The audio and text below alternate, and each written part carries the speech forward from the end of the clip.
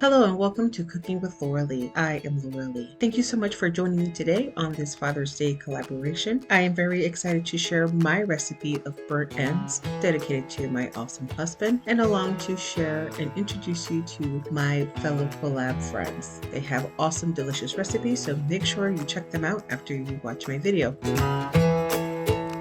Now getting into my beans, I use pinto beans and I soaked them overnight just in water. I washed them, make sure there was no rocks or any debris. As you can see here, they soaked up a lot of the water. And then what I did was I cooked them only in onions and garlic and then didn't really season them until about that hour right before they were done.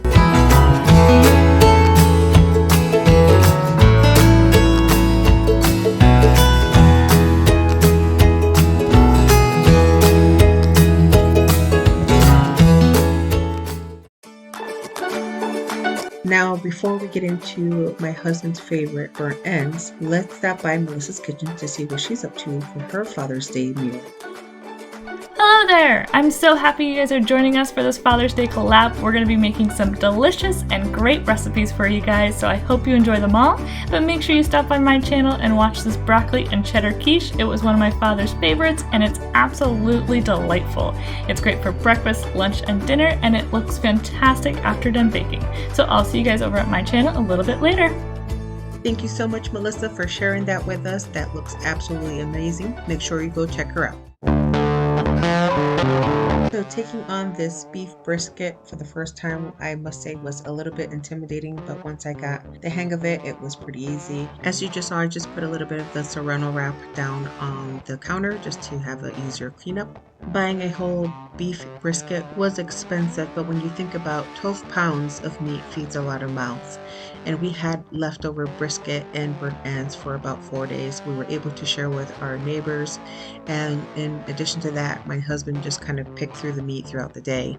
If there were actual meals, they probably would have lasted us 4 to 5 days, but we snacked on it and we ate brisket, leftover brisket, and burnt ends for breakfast, lunch, and dinner. Now I did my burnt ends in the oven. As you can see here, I am trimming up the meat.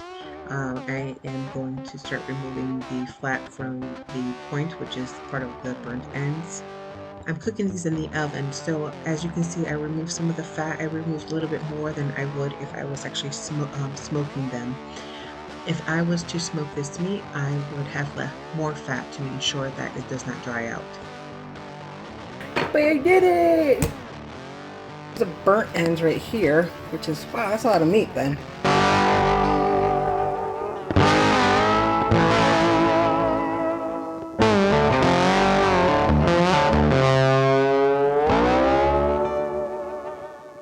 As you can see here, I'm just taking the point and I am butterflying it so that the point can cook evenly and not allow the thinner piece to dry out.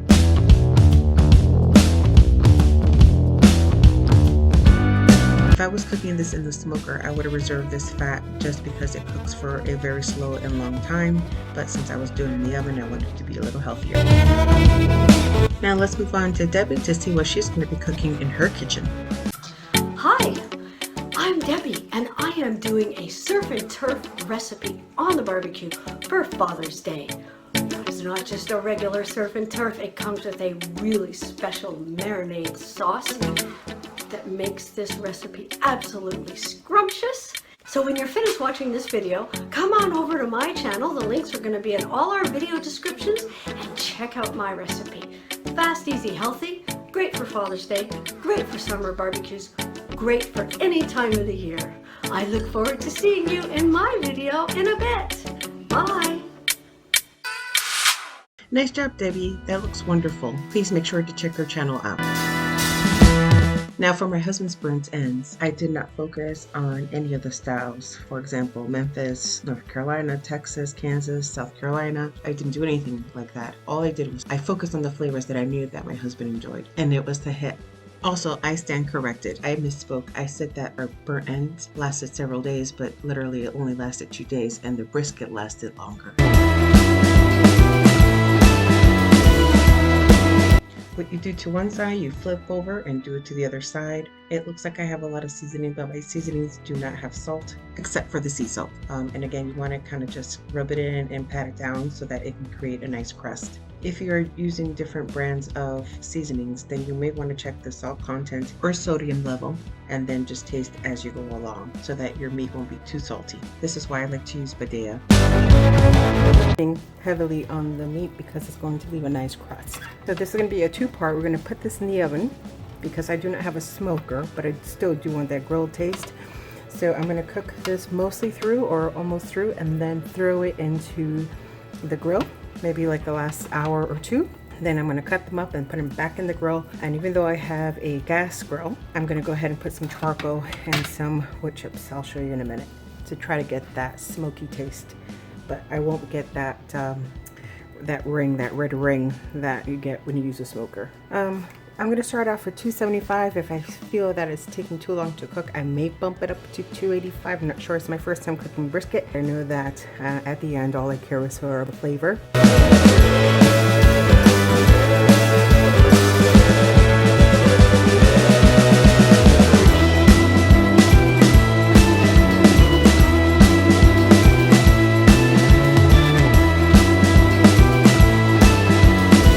Again, I have a gas grill, but I always put some of these in the edges just to give it that smoky flavor. This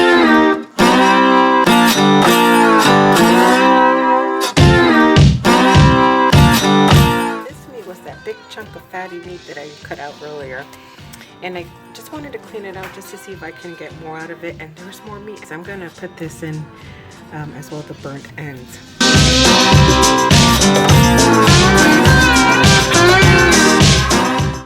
Alright, so this is my burnt ends.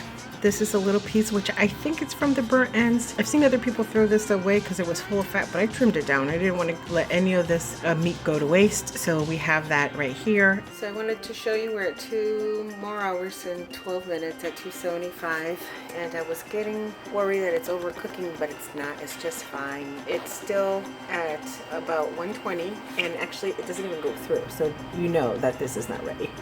So just let it be. Before we move on to the rest of my meal, let's stop by Cathy's kitchen to see what she's cooking for Father's Day.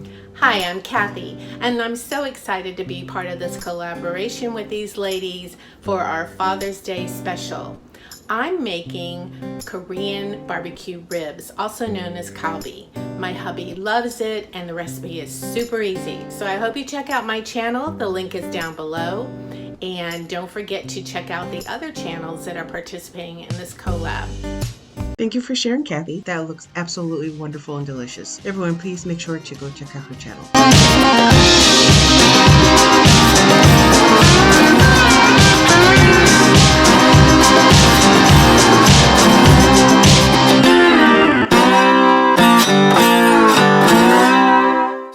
So I am afraid that these are gonna dry out. And like I said, this is my first time doing it and I'm not experienced. So I think what I'm going to do is cover this for maybe another hour to an hour and a half at 275. And then the last half hour, 2 hour, I'm not really quite sure, but at least another hour, I'm going to go ahead and put it back in the oven. Actually, what I've seen when people do brisket is have that brisket paper. Some people say it holds more moisture. It all depends on what you want. I know that it may lose a little bit of this crunchiness, but it's not quite crunchy yet. So there is some great, I believe this is called bark, coming in along. I think I'm going to just make sure it doesn't dry out. Cover that very well for another hour, and then put it in the grill the last hour or so at the same temperature. I don't want anything to dry out. You can see where we are at. We want to have it stay between 2 and 205, and it's not tender yet. So you see we're still about maybe 125, maybe close to 130, which is fine. So I think if we cover this and let it go for another hour, we should be into that 160 range.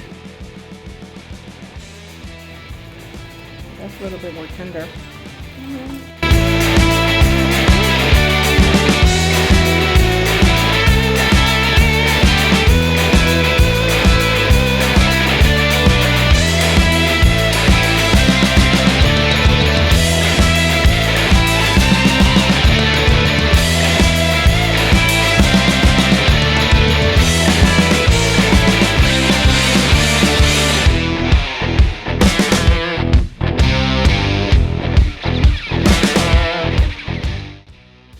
You'll see at the end that my beans were, for me, a little too soupy. And so what I ended up doing was just take everything out, put it in a pot, and let it boil on high for about 10 to 15 minutes. And then I got that thick consistency that I was looking for in my beans. Stay with me next week as I will be sharing my homemade Tennessee whiskey barbecue sauce. 1, 2, 3, 4.